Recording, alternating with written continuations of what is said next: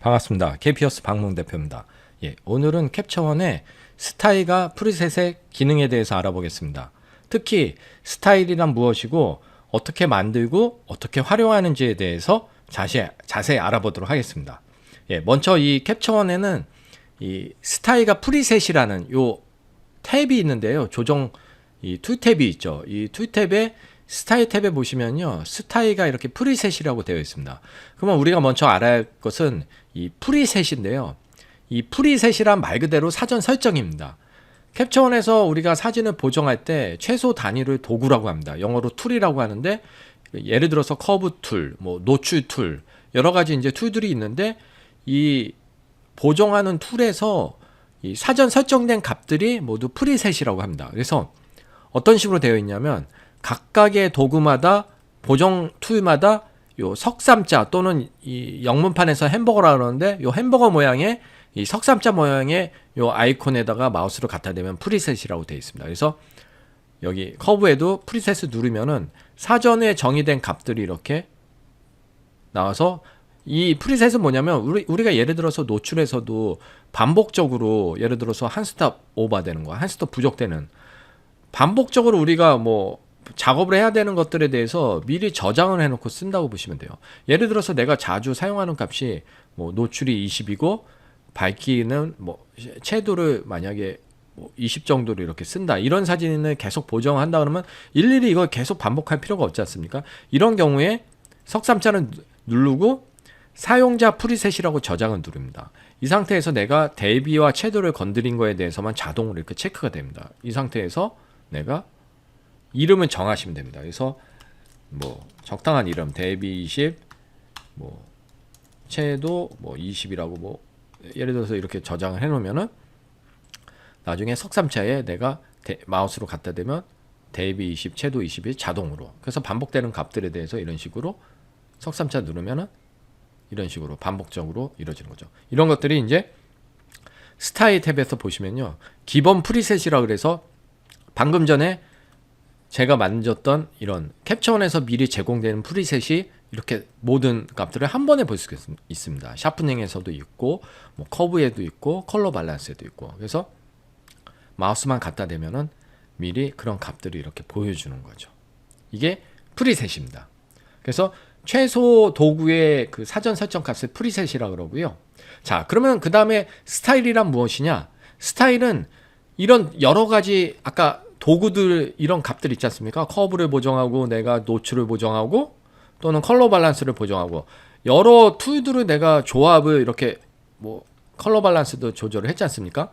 커브도 조절하고 노출도 조절하고 하이 다이나믹 렌즈도 조절하고, 이런 여러 가지 값을 조절한 전체 하나의 값으로 저장하는 것을 스타일이라고 합니다. 그래서 스타일에서 지금 내가 저장한 값에 대해서 마찬가지로 요 땡땡땡 아이콘, 스타일과 프리셋에 요 조그맣게 요 아이콘들이 중요합니다. 땡땡땡 아이콘에서 사용자 스타일 저장을 누르면은 방금 전에 제가 노출과 레벨 커브를 만졌고 컬러 밸런스를 만졌습니다. 그래서 자동으로 내가 손댄 부분에 대해서 체크가 됩니다. 그래서 저장을 누르면 적당한 이름, 뭐 인물 사진, 인물에다가 뭐 적당한 여러분께서 원하시는 뭐 인물 사진 다시 001이라고 제가 저장을 해보겠습니다. 그리고 리셋을 눌러요. 그러면 스타일에 사용자 스타일에 보면 인물 001이라는 게 저장이 되어 있고, 마우스로 갖다 대면은 누르지는 마세요. 마우스로 갖다 대면은 이런 식으로 미리 보기를 해줍니다.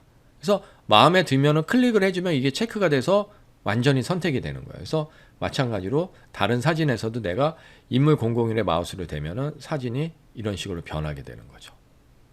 그래서 여러분께서 이제 이런 스타일들을 만들기 전에 캡처원에서는 기본적인 스타일을 제공을 해줍니다. 그래서 스타일과 프리셋에서 이 사용자 스타일은 아마 여러분께서 아무것도 작업을 안 하셨으면 비어 있을 거예요. 그래서 기본 스타일에 베이스 에디트와 블랙 앤 화이트와 크리에이티브 에디트, 필름 앤 시네룩, 이런 식으로 캡처원 16 버전에서 4가지 큰 섹션에서 마우스로 클릭하면 뭐 브라이트 콘트라스트, 클레어 콘트라스트, 플랫 콘트라스트, 이런 식으로 플랫한 사진 마우스로 갖다 대면은 아까 말씀드렸죠, 미리 보기 해준다고.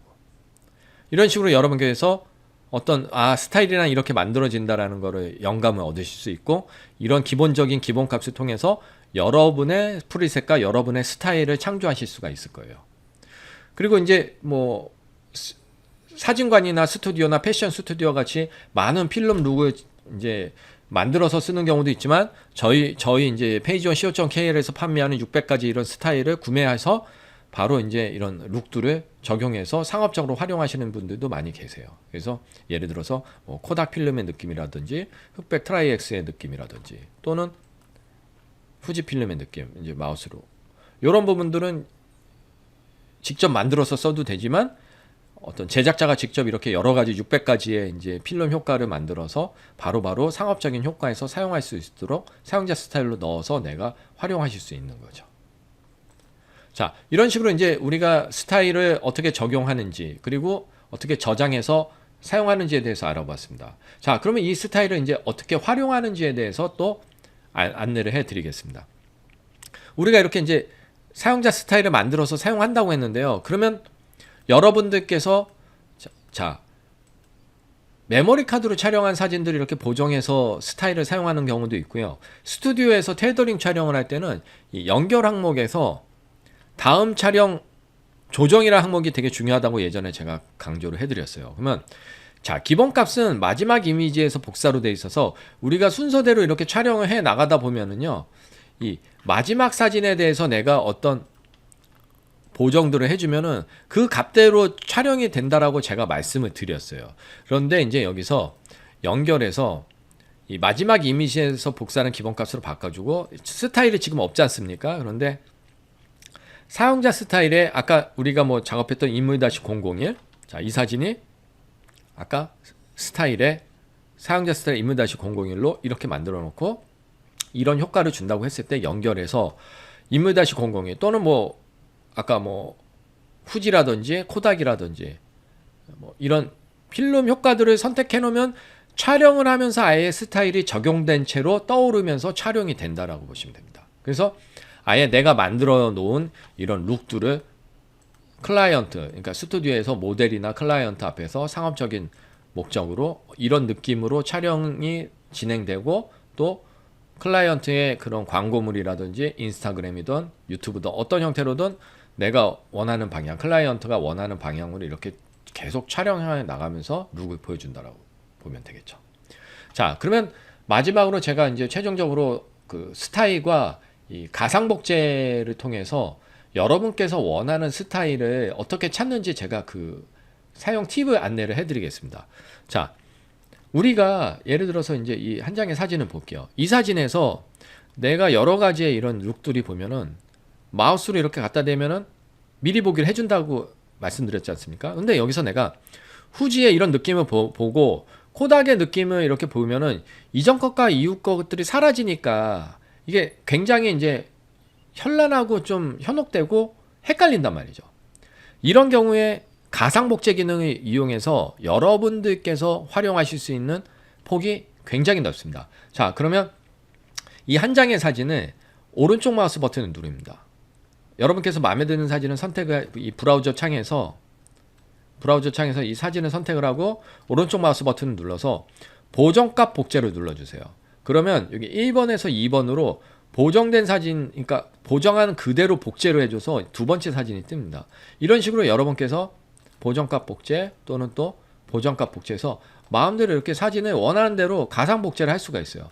자, 중요한 거는요, 이 사진들이요, 실질적으로 용량을 차지하지 않습니다. 여러분께서 걱정 안 하셔도 되는 게, 이런 식으로 내가 복사를 하지 않습니까, 사진을? 그러면 이 사진들이 한 장의 사진이라는 거죠. 4장을 복사하는 게 아니라 가상으로 복제를 버추얼 클론을 한 거기 때문에 실제 하드디스크에서 용량을 크게 차지하지 않습니다. 자, 그럼 이 상태에서 4장의 사진을 선택을 하면은 이런 식으로 선택이 됩니다. 근데 여기서 중요한 점은 캡처원이 잘 되어 있는 게 이과 적용이 잘 되어 있는데, 지금 이 상태에선 이과 적용 기능을 꺼줘야 됩니다. 많은 캡처원 초보자분들이 가장 많이 하는 실수가 이과 적용 기능을 끄거나 키거나 하는 법을 잘 모르세요. 자, 그러면 이미지에 모든 선택 편집, 단어가 좀 어렵습니다. 모든 선택 편집을 기능을 그냥 저는 이거 이괄 적용 기능이라고 하면 더 편할 것 같아요. 그래서 그냥 외워버리세요. 이미지의 모든 선택 편집을 꺼놓으세요. 그러면 이제 이괄 적용이 안 되네. 왜 이거를 꺼놔야 되냐면 지금 기본값은 켜져 있어요. 이 상태에서 마우스로 효과를 주면 이괄 적용이 돼서 4장의 사진이 모두 효과가 적용돼 버립니다. 미리 보기가. 그래서 불편한다라는 거죠. 그래서 이 상태에서 이미지 모든 선택 편집을 끄고요.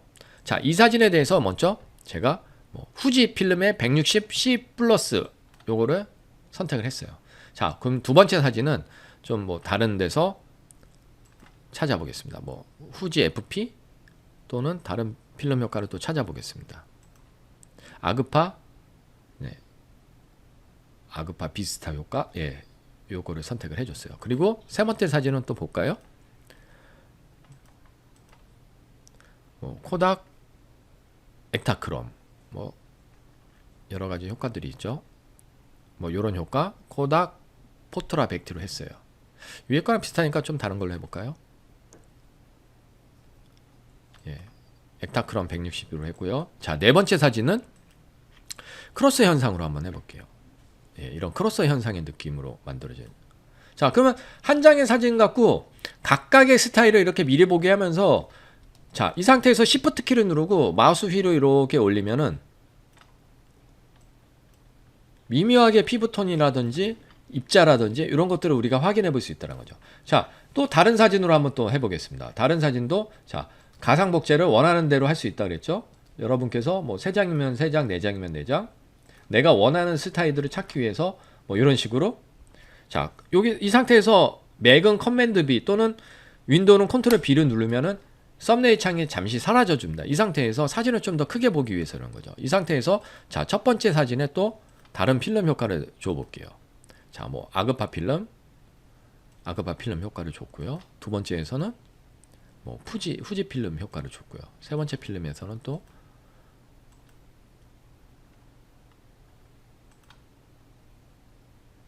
예, 또 첫 번째 필름,